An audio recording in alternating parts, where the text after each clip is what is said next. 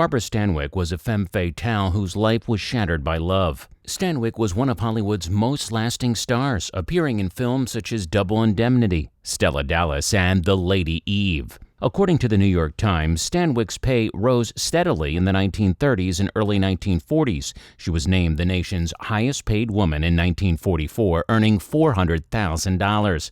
But Stanwyck's life was not all glamour and grandeur. She made 85 films in 38 years. In her 50s, as her options were limited owing to her age, she went to television. She was one of the few performers who didn't dye her hair. She had let it go white and was no longer interested in playing younger roles. But things weren't going so well in her personal life. Her first love, actor Rex Cherryman, died of septic poisoning at the age of 31, and her marriage to vaudeville comic Frank Fay was turbulent. Barbara has clearly had a difficult time with men. She, on the other hand, never gave up hope of finding happiness. One such quest for happiness led to a private affair. Robert Wagner has disclosed that he had an affair with Barbara Stanwyck when she was 22 and he was 45 and one of Hollywood's top stars.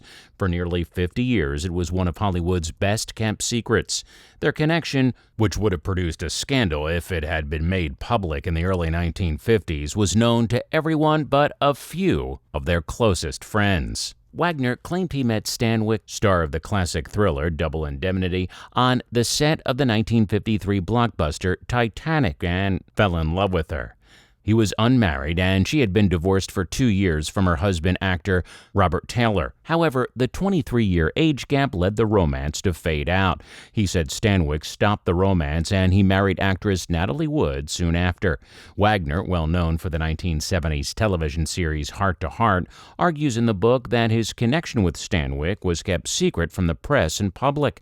Only intimate acquaintances, such as Nancy Sinatra, Frank Sinatra's first wife, and Spencer Tracy, who was having an affair with Katharine Hepburn, were aware of the affair. As the affair progressed, studio executives attempted to push him to marry actress Terry Moore, who was dating reclusive billionaire Howard Hughes. The studio surprised both of us by publicizing a story that we were engaged, he wrote. They never phoned or informed me that they were going to do this. It just showed up in the newspaper. I was furious because, for one thing, I was really connected with Barbara and phoned her every night from Tarpon Springs. Wagner claimed that despite his refusal to marry Moore, he fell in love with Natalie Wood. Stanwyck married actor Robert Taylor again in 1939. Taylor was unfaithful to Stanwyck, and the pair divorced in 1951. We'll never know what might have occurred if Barbara Stanwyck and Robert Wagner's love had never ended. Click here to watch this video next.